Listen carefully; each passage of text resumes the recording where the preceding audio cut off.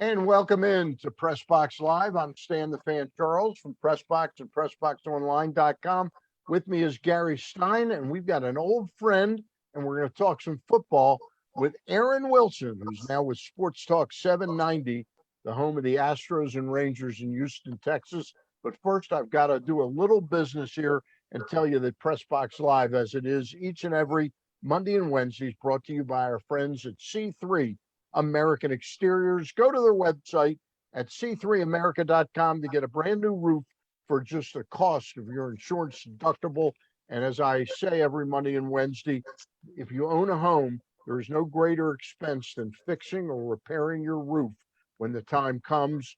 You have to know the people, like the people, and trust the people. And I can say all three of those things about C3 American Exteriors.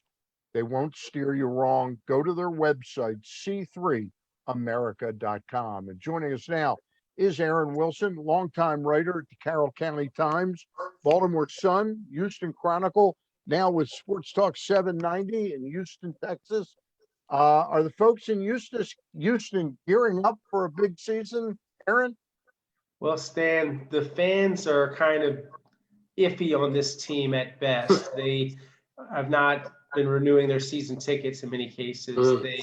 Since Deshaun Watson requested a trade back in January and then doubled down even after they hired David Culley, the former Ravens assistant, who comes highly recommended by John Harbaugh and Ozzie Newsome. He said politely to David, no offense, but I don't want to play for you. He met him at the Pro Bowl. I like David. He told him, I like you, but I don't want to play for the Ravens. I'm afraid for the Texans anymore. I don't want to play for Cal McNair. I'm disenchanted. I know I signed a contract, but I want out. And then he incurred 22 civil lawsuits, which allege sexual assault and or sexual misconduct. He is also facing 10 active complaints related to that conduct with the Houston Police Department still investigating, and no charges at this time. So that obviously has complicated the entire situation with Deshaun Watson and the Texans, and it's very awkward. He's at training camp, so he will not be fined. It's the equivalent of a hold in, not a hold out. Right. It's an awkward situation, and that has really got a lot of fans thinking, hey, I'm not sure if I'm all in with the Texans. And even though Nick Caserio, the new general manager, comes from New England, comes very highly regarded, and he's added 50 new players, which is one of the more 55 balls. Right, 50 players. Wow. Changed from last year. That's crazy.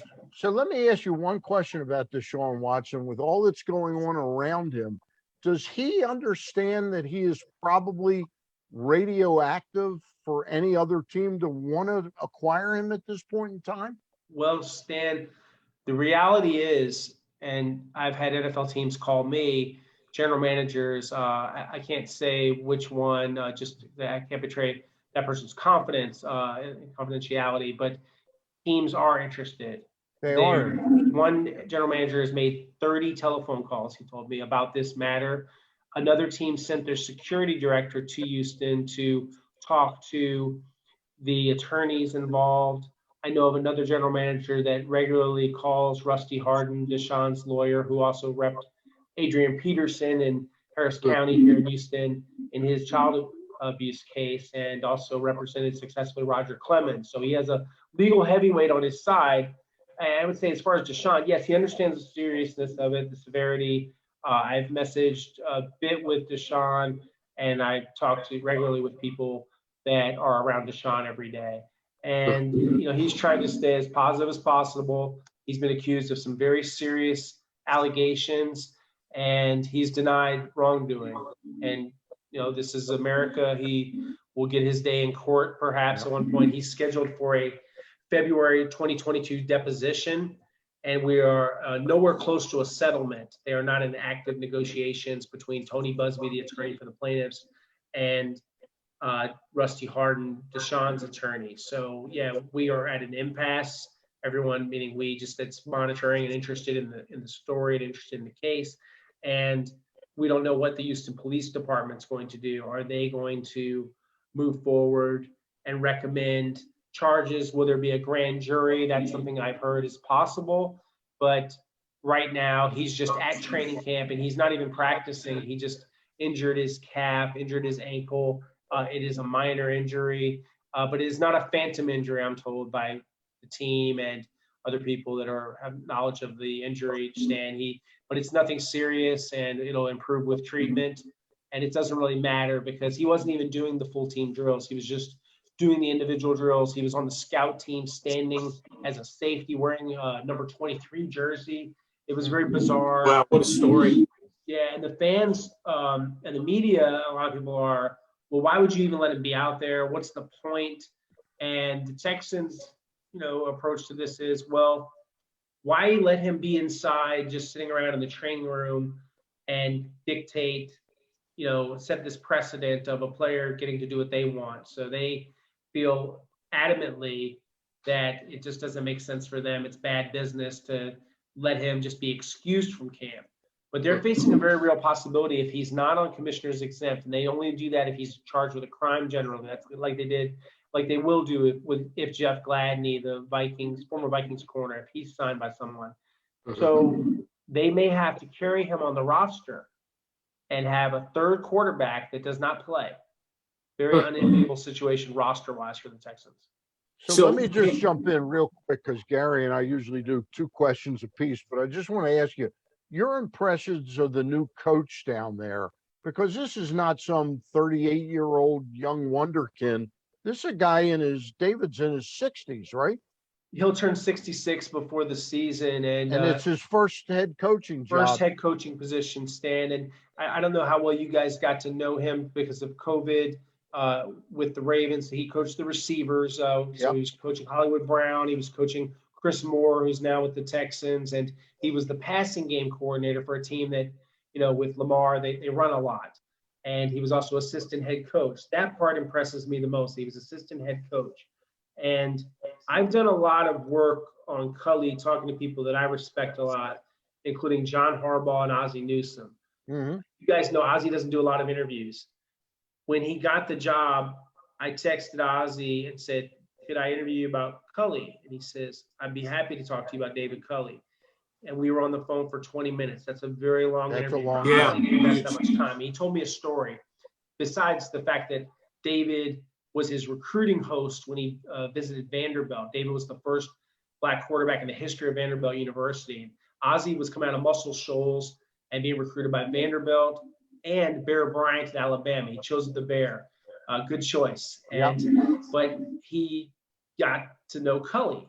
And then when Cully was hired by John Harbaugh after working for Andy Reid with Kansas City and Philadelphia, he sat in his office with him for a few hours. And they talked about life. They talked about philosophy. They talked about growing up in the segregated time in the South.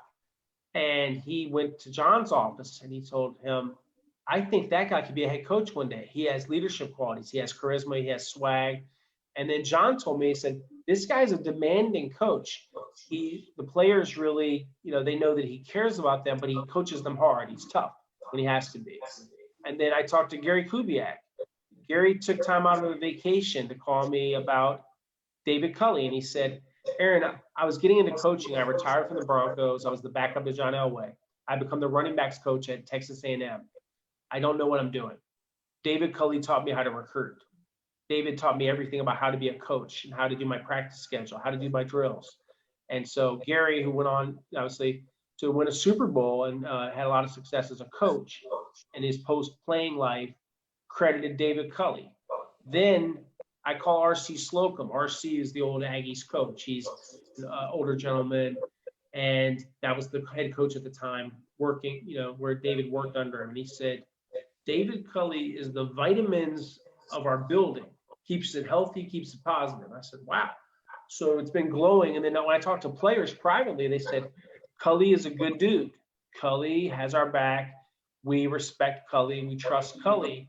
And that's not for interviews. That's just like I text or I talk on the phone with players, and I see players at weight rooms or on the field. I see them all around all the time. Some of them live near me. But yeah, it's been a good response for Cully so far. And I take all that and say, well, obviously, if the players aren't good enough, it doesn't matter if Cully is well-liked and popular and positive. but Cully does have some good coaches on his staff to work with, including Lovie Smith running the defense. Romeo Cornell is a senior advisor. So he's got some other guys that have been head coaches to help him out in learning how to be a head coach. But he's learning on the job, and it's a lot. It's tough. It's not easy, but I think he's really attacked it in a great way.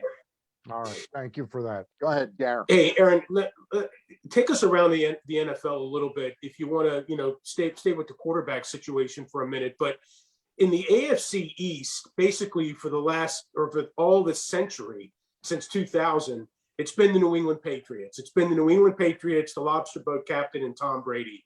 But now there's no Tom Brady. The lobster boat captain had a bad year last year. Josh Allen had a great year. Is that the changing of the guard in the AFC, or does New England still have a chance to basically do what they've done? Right. I think without Tom Brady at the controls, it's a lot different. I covered one of Cam Newton's games last season, and I just questioned what's wrong with his shoulder. Why can't he, throw the football properly? His mechanics are poor. Have a lot of respect for him, his toughness, his athleticism, and he's a warrior. But I feel like Mac Jones gives him a better chance, the rookie, because he gets the football out quickly. There's a lot what I'm hearing of Cam holding the football too long and just being slow in his delivery. And I think Mac, once they turn that page, he'll never give the job back. I'm not saying that Mac will be like a Brady, who knows, but I think Mac has got some talent, and he has the mind that really Belichick craves from a quarterback. And he comes from the Nick Saban system in Alabama. He's had a lot of success. He's a very hard worker. I just think that it might be time for them to turn the page quickly. Right now, they say Cam's the starter. I think Mac Jones, they need to get him ready. What about Lamar here in Baltimore?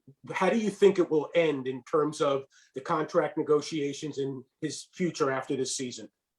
I think that he will get a market value contract. If you look at the way the Ravens normally do things, like Marlon Humphrey and some of the other contracts they've done in recent years, Eric DeCosta, Pat Moriarty, everyone that's involved in the front office, they're going to treat him fairly, and they're not going to take advantage, and they don't want the perception that they've taken advantage of the fact that he doesn't have a traditional agent, that he has an advisor, and that he, has his mom as his business manager, and they will offer fair value. If it's something that Lamar doesn't think is high enough, then he'll pass, and they'll have to revisit the situation. I could see them tabling talks in season. That could happen. They have done deals in season before.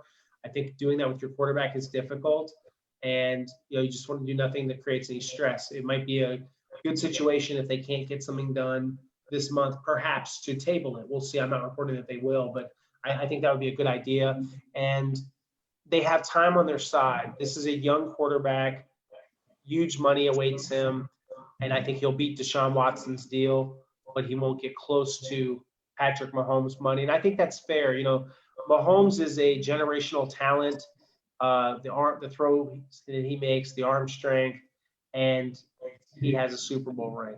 So when I think about the Chiefs and what he's done, Lamar hasn't done that yet, and there's still some unfinished business for Lamar. But I think he keeps getting better. He's gotten to be a more accurate guy that can beat you from the pocket. Obviously, he's electric as a runner, one of the most exciting players in football, regardless of position. And I can tell you this from talking to the Ravens, just this very offseason, they are very, very sold on Lamar and committed to him for the future. It's just a matter of if, not when.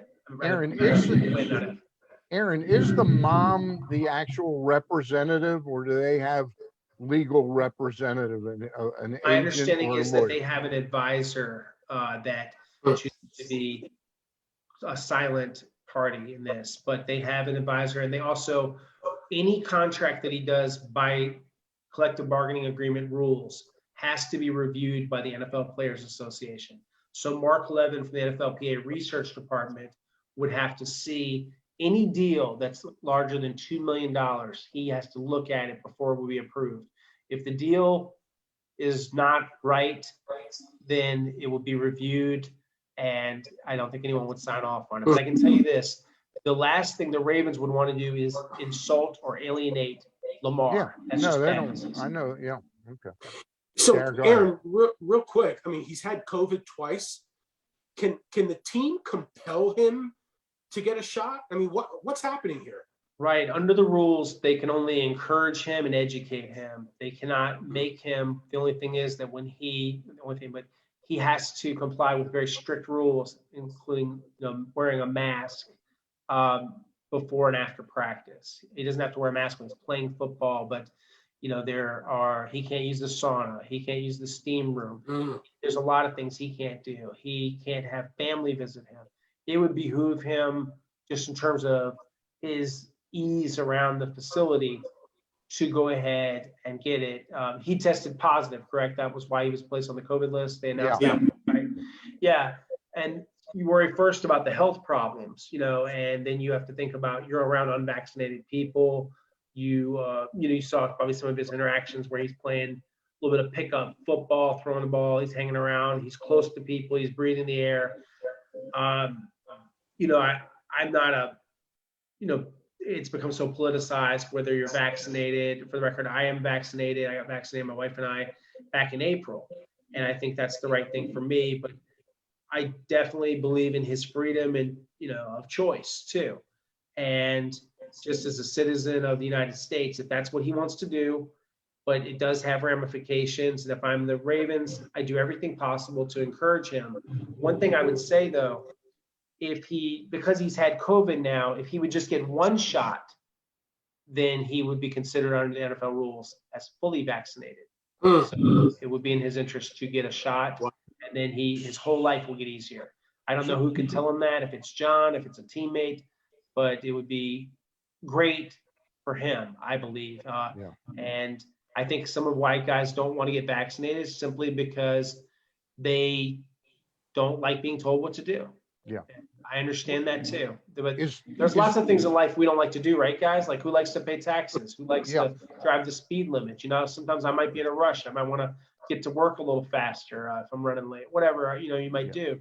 But that's why we have rules. And that's people's freedom kind of ends, in my opinion, when it's irresponsible toward the other people. So that's my stand on it. I'm fully vaccinated, and I would urge everybody to get vaccinated. Aaron, the National Football League, are there numbers on that exact thing? Like how many of the players that are in camps, do they know a percentage of the players? Is it rival the general public?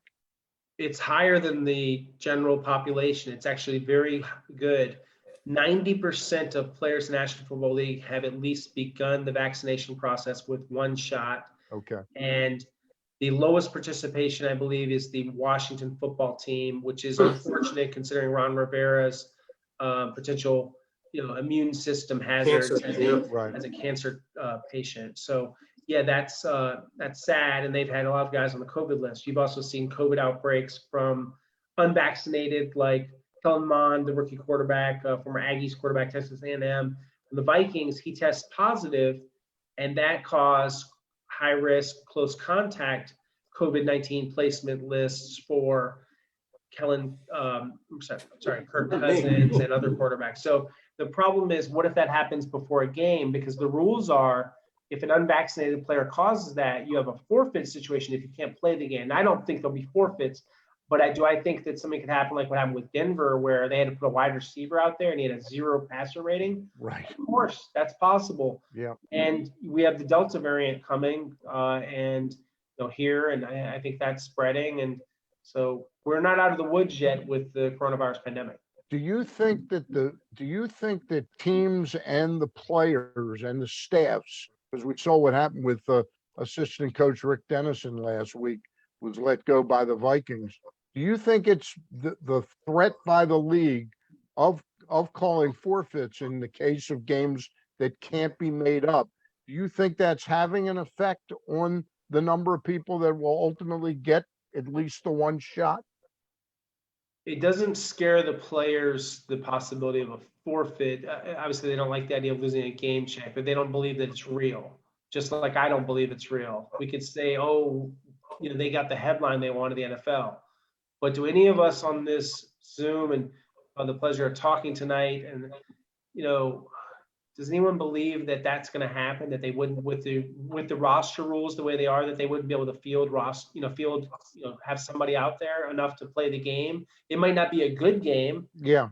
but games are getting Do you played. think the league would go to the extent of what it did with the Ravens Steelers game and have a Wednesday afternoon game at 1 o'clock in the afternoon to I make think sure the games are league is played? going to not want to change kickoff times. I think you're going to have to put out whoever's available. They're not Okay. going to cut you any breaks. This year, I think it'll just be you have to put out whoever is eligible to play. And if those other guys aren't ready and they're not cleared, then they don't play. So I think they're going to be hard-nosed about that this year. I want to circle back another quarterback question because we're happy to have you on because you know the league just about as good as anybody. Your thoughts on what Coach McVay and the Rams did in trading Jared Goff and bringing in a guy who has been undervalued because he's been on such a bad team, Matthew Stafford. How do you think he's going to impact the Rams? I think that Matthew is going to really make them a contender again. Jared, they had reached the end of the road with him. It was a situation where you look at everything that he wasn't doing. He was regressing as a quarterback. He was not getting better. And I think the relationship with Sean McVay had deteriorated. That's one of those things like, you guys have all had employees. If someone's not getting it done, it's disappointing first, and then it becomes frustrating, and then sometimes resentment can set in. I think that's what had happened with Sean McVay with Jared Goff, and obviously time, heals all. But the fact is that they chose to pay Jared Goff. They made the mistake. Kevin Demoff, Sean McVay, Les Snead. Did Jared Goff put a gun to their head and ask them to pay him that much? No, obviously not. But he did get worse. Yeah. And I think Sean has to take some accountability for that too, for that failure, because he's his coach. And they misread their evaluation of him and his upside. But Matthew Stafford on bad Detroit teams was still a big factor. He's a really talented quarterback. He has such good arm talent. He can put the football wherever he needs to put it. He's very tough physically. He can move a little bit.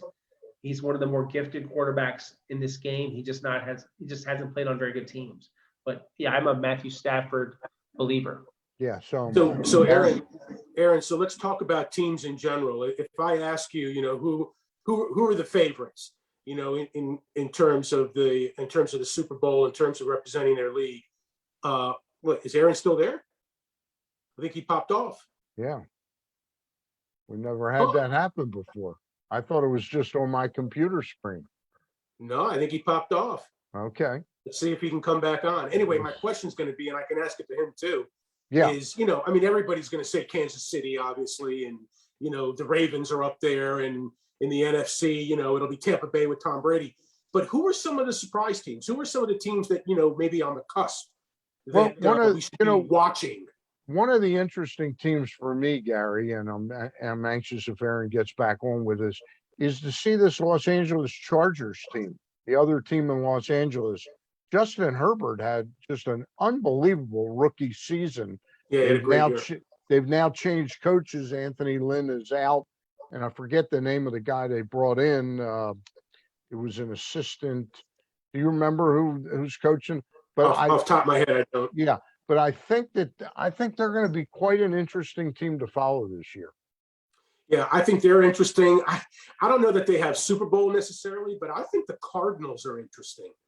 I think Kyler Murray with another year under his belt, and he's got obviously DeAndre Hopkins, and he's got a lot of weapons. He's got a little turnover in the running back situation, but I think it's actually for the better. And I think the Cardinals are somebody to really look at. How do you think the 49ers will be? They were terribly injured and banged up last year. Yeah, I mean, here's chances are that won't happen 2 years in a row.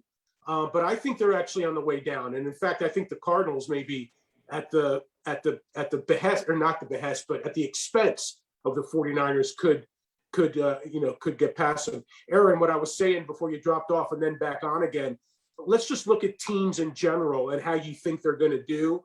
And, not the Kansas Cities and the Ravens and the Tampa's with Tom Brady, but maybe some of the teams that are on the come, that maybe could take that next step this year to move up a step and challenge.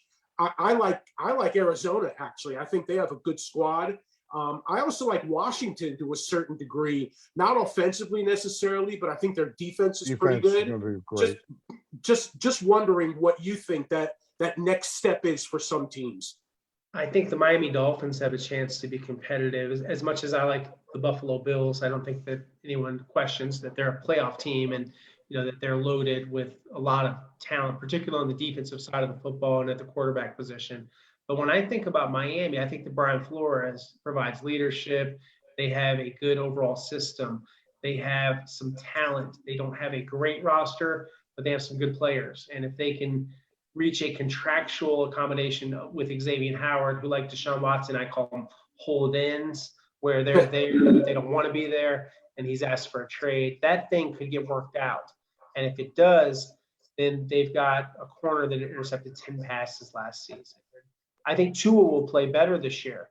I think, Tua was coming off of an injury last year. He's a rookie. I think he'll be more of a playmaker and less of a game manager. And I like, some of their additions that they've made in the draft. I think that Chris Greer is a pretty good general manager. So, I think the Dolphins, do I think they're Super Bowl bound? No, but just you're mentioning teams that could make a bit of a jump or make some noise. And I agree with you about the Washington football team. Chase Young is a stud. Yeah, monster. And former DeMatha Catholic standout. Right. A really good football player. For the record, I'm a St. John's graduate in D.C., and we did beat DeMatha when I was in the 29-13 at Bird Stadium for the championship. But we didn't have any. We're glad we got that on the record tonight. Chase Young, no one like Chase Young was out there. I think Joe Gibbs' son was playing for them and a few other good ball players, but it wasn't like Chase Young. Yeah, I would want to play against that guy. I did have to play against Jonathan Ogden in high school when he was at St. Albans, and we beat him once and we lost him once. Sounds good. I never knew that you played against him. Well, hey, I'll tell you a quick story. I played against Daryl Dawkins. Nice. Daryl Dawkins played for. Did he slam dunk one? He basically slam dunked our team. 56-13, we lost. Oh man. It was ridiculous. It was ugly. We wisely did not. We would just run up the field and take a wide, kind of like a loop around Jo. We had one guy big enough to wrestle with Jo. He was like 6'50". He played at Penn State later, but he wasn't an athlete like Jo. Jo was so special at the high school level and so gigantic. It was incredible. But yeah, it really was. They didn't have much of a team besides Jo. Aaron, how good are the Cleveland Browns? Are they for real this year? There's been a couple stops and starts over their 20-year history of the new Browns, but this team does look like they're pretty well fortified in every area. Pretty legit. And you look at their offensive line with guys like Wyatt Teller and what they've been able to build there. They've drafted pretty well. Baker Mayfield is a solid quarterback. He's not a great quarterback, but you can win with him. He's in a contract negotiation of his own. And you think about Jarvis Landry, Odell Beckham, they have some talent outside. He's got some weapons that he can throw to. And then on the defensive side, to have Myles Garrett, who, if I'm starting a team at defensive end, that's the guy I'd probably start my team with. He is the prototype. And then Jadeveon Clowney is sort of the ultimate tease. He was a top overall pick of the Texans. I know JD very well, but JD has never quite lived up to expectations. If he can't get it done with the single team blocking he's going to have with Myles Garrett, getting so much attention, then it's never going to happen. But I kind of got a hunch that JD might put up some numbers this year. And overall, I like that defense. One of the better free agent signings, I think, was John Johnson coming over from the Rams. I think he's going to help them a lot in the secondary. And, you look at their corner situation, it's pretty good. Cleveland is tough, and I think, you don't think about them maybe as much as the elite teams, but I think they're very good. And the AFC North is a tough division. The Bengals aren't there yet. We'll see how good they can become with Joe Burrow. But, at some point, I think they're going to be heard from. It's very, very tough. For the Ravens, they're still the best team, in my opinion, in the North. but the Browns are really knocking on the door.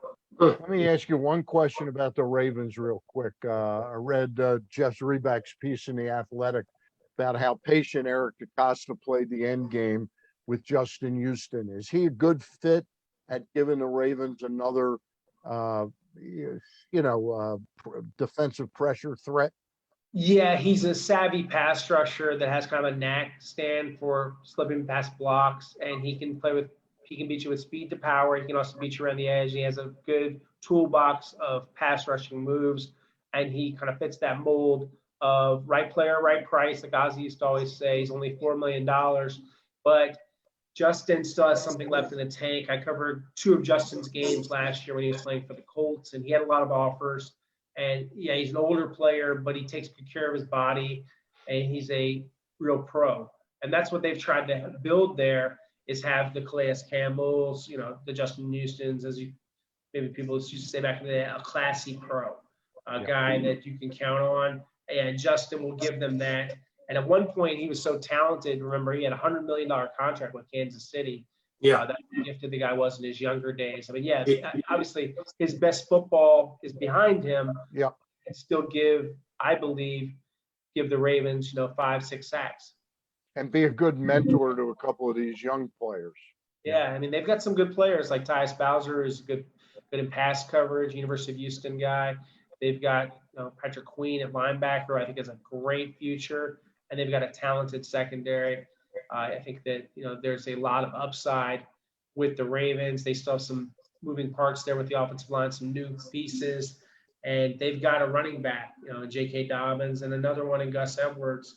I think they can play the kind of bully football with Nick Boyle, with those guys. The Ravens are with Pat Ricard. That's a very tough lead blocker. It's hard to stop the Ravens, and then when everything that Lamar does is so unpredictable, you never know when is he going to take off and run the whole distance. Mm-hmm. Speaking of Justin Houston, real quick, if I'm not mistaken, he got that big contract in Kansas City because he had that big year. He had those 22 sacks. I forget what year it was, but it was one of the best marks in the NFL history. But Aaron, while we're just talking about teams, when it comes to the Super Bowl, in terms of the AFC, is it still Kansas City a notch above everybody else, barring injury?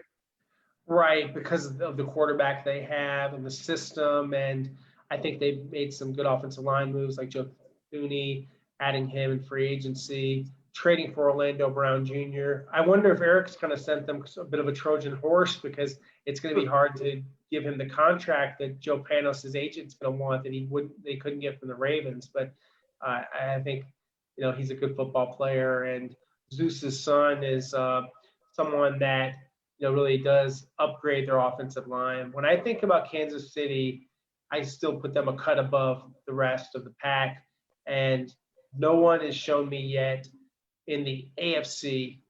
I think the closest to them is Buffalo right now, but I don't think anyone's really caught up with them. And they have some good football players like Chris Jones and Tyrann Mathieu. They've got a lot of talent, and they're very well coached by Andy Reid. Andy's been in a lot of big game situations, grown a lot, and I think that Steve Spagnuolo does a nice job, and Eric Bieniemy. They've got a good staff, and Andy seems to handle crises very well. What's going on with his son, the DUI, he hurt a young girl with an accident allegedly that he caused, and he's been arrested and charged with driving and under the influence. So I think Andy does a good job of compartmentalizing situations and handling the most severe of situations, like his son's on the Eagles. So we'll see. But I still am very bullish on the Chiefs. I haven't moved off of the Chiefs to think that they could get back to the Super Bowl. I got a couple more from me, and Gary, you got another one? Yeah, I got another one, but go ahead. All right.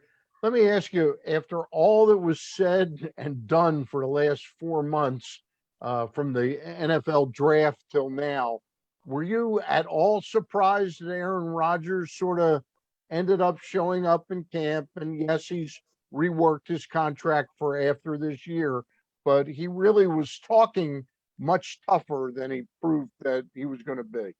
Right. It wasn't the great moment in player empowerment that people thought it was going to be, that Right. where he really didn't have any leverage because he was under contract. If he was a free agent, he Yeah. would have had a lot more ability to tell the Packers, I'm going to take my football, I'm going to take it somewhere else. Yeah. And ultimately, all he got was he was able to have his friend Randall Cobb back on the Packers. The Texans were more than happy to pack his bags for him. He did not do much for them. It was a poor spending, a poor replacement for DeAndre Hopkins. 3-year, $27 million contract. They're paying $3 million for him not to be on the team. And then Aaron, there's a good chance that in 2023, when he's 41 years old, and who knows how good he'll be or how much he'll still want to play, that he'll have a choice to go somewhere else. And maybe they'll write him another check. I do think their relationship has changed to the point where they'll let Aaron have some sway. And if they win with Aaron and things go well this year, then they'll do it again and run it back in 2022. If Aaron acts how I think he's going to act, which is entitled, guess what? They are going to move on from him. And whether it's Jordan Love or whether it's someone else, whether it's Deshaun Watson, and then they'll move on. But I think that Aaron did not get everything he wanted. He got a very minor concessions contractually. As an NFL insider, can you confirm did he actually try and demand that they fire the general manager who made the call to draft Jordan Love? He complained about him. The thing is, I don't think he ever did an ultimatum where he said it's me or him, but he definitely talked a lot about him, and they spread it to all the media. And I just wonder, when did David Dunn, his agent from Athletes First, very good agent, when did he have the time to do all of this with as much as leaks as he did with the media? Man, he did a lot of media manipulation with the NFL Network, with ESPN, and but he gave them some good stories, and it was an interesting conflict, but it got worked out in the end, and he didn't miss anything. He's up there, and I'm going to see him at Lambeau Field when the Texans play them in the preseason on August 14th. I'm flying up to Green Bay. I got to cut through Chicago. Couldn't get a direct flight into Green Bay, like pretty much I think everybody. But it was I'm kind of excited. I haven't been there in a couple of years when the Texans played them in the preseason. They had some joint practices before that, but always fun to go to Green Bay, Wisconsin, and watch some football. Hey, we could talk to you for hours on end. I've got one more question, and then I know Gary probably has a couple to finish off. And let's do this again maybe during the season. But sounds fun. Let me ask you a question. There's a real phenomenon going on with the city of Las Vegas and their franchise. That is that the price of tickets are off the charts. I know that some people in Baltimore very much wanted to be there, and tickets are ungodly high, and I understand they're ungodly hard to get all throughout the season there because no fans were allowed in that ballpark. Has the NFL ever had anything like this phenomenon, Aaron? I don't think so. I don't think that's gone on with the Rams and Chargers with their stadium situations as they get ready, for their field. I haven't heard of that kind of clamor. LA is very laid back, as you know, about their sports. Yep. Vegas, they love the hockey team, and they've really done a good job of supporting that. And they've been a winner. And back in the day of UNLV basketball with Arcanian, that was a hot ticket. And that was tough to get those tickets at that time. One thing about Vegas is it is the home of the high roller, the whale, whatever you want to call them. And there are blocks of tickets that get gobbled up very fast by these ticketing companies. And there's a proliferation of that in Las Vegas. That's one of the factors that makes it hard for Joe Sixpack to bring his family to a game. But as you know, what have pro sports become? It's about corporate America. It's not about the little guy. So, maybe let's say you're a blackjack dealer at the Mirage or wherever, or, are you getting to go to a game? Maybe not. And, it's a transient area where everyone's from all over the country. They don't have a fan base that grew up liking the Raiders. So that's why I think a lot of these blocks of tickets went to really just the casinos. Yeah, and probably. They're a perk for hosts. So, maybe if you are doing a bachelor party or whatever, a bachelorette, maybe that's thrown in. Hey, we can get you football tickets. Let's see if we can get you a box. We're going to have a limo and all those things. But Gary and I certainly were an opportunity for the Raiders to make some money. Gary and I were thinking of doing a bachelorette party. You want to join us? Yeah, To yeah. try and get in the I'm invited. I'll ask my wife, or maybe I won't. I'll see if Shannon All lets right. me go. But it sounds, Gary, good finish time it there. off with a couple for. Well, so just a comment. Speaking of ticket prices, I mean, you know, the Raiders are one thing, but for a league that's supposed to be so much into social justice, the income inequality among its fans, only the high rollers are able to afford the tickets to the games. It's just ridiculous. But regardless of that, final thought, you know, the Delta variant, we just don't know right now. Is the NFL expecting full crowds in their stadiums this year? And what happens if not? What happens if all of a sudden during the year, boom, you can't go anymore, or it's only half full? I mean, who can actually predict the appetite of the fans to come back to the game if the Delta variant continues to do what it's doing? Right, Gary. Yeah, I've been on a couple of conference calls. I've also interviewed Dr. Alan Sills, the NFL's chief medical officer, a few times on my own. And what I learned in talking to them is they're prepared for some very tough contingency plans where, in consultation with CDC and also local officials, if they don't feel like it's safe to have full capacity, then they'll make changes on the fly. But for now, they're just urging vaccination and having, teams have the ability to have the fans all crowded together without distancing. I think that it could become a super spreader event. I'm, not trying to be doom and gloom, but I think there's a very real danger. I know in Houston, they are telling us to brace for a possible outbreak this fall. And I'm also hearing from, I think everyone's read, there could be a third shot advised by some of us, because some of us, I got my shot in April, but there's other people that maybe they're older citizens that have had their shot maybe in January or February. That's when I got my two. In How January. effective is the shot still Yeah. several months later? Do you need to get not need to, but would it help you to be vaccinated again? Also, and I say this as a Pfizer, I have a little bit of Pfizer stock. Are they maybe want that stock to go up a little more, which I don't mind if the stock goes up.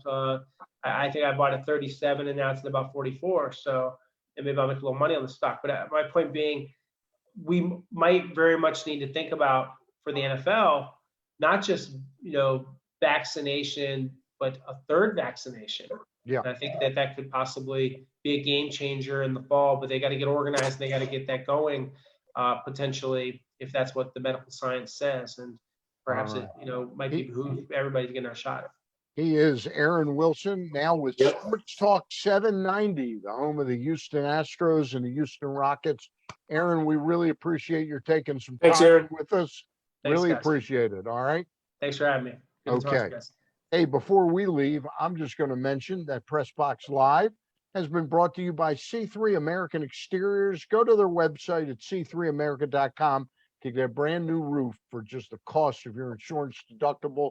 And as I say every Monday and Wednesday on these Zooms, if you own a home, there's no greater expense you'll incur than fixing or replacing your roof. You want to know the people you're dealing with, trust the people, and like them. And I can say that C3 American Exteriors checks the box on all three of those things. C3America.com is the website. For Aaron Wilson, Gary Stein, I'm Stan the Fan, and we'll see you on here next week.